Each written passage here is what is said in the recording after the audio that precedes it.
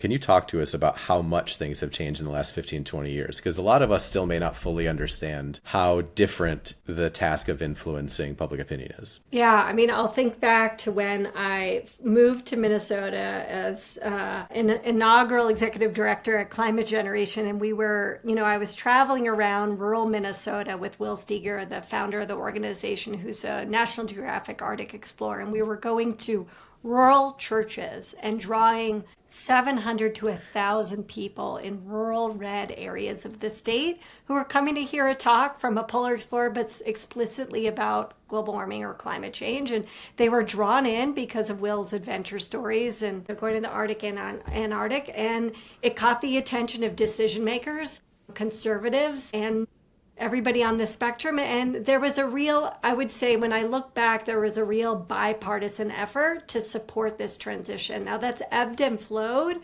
but for the good part from like '06 to really the rise of the Tea Party, we really saw a bipartisan effort, and we saw rural folks, youth, faith leaders, and we've seen the youth movement also have its ebbs and flows.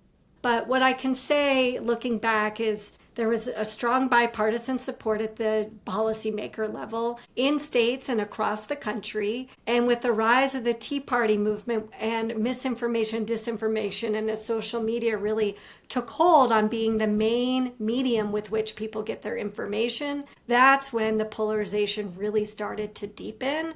And our ability to reach people just became more challenging. And it became clear that we needed to reach people and engage audience across the political and ideological spectrum and do it in places where it's needed.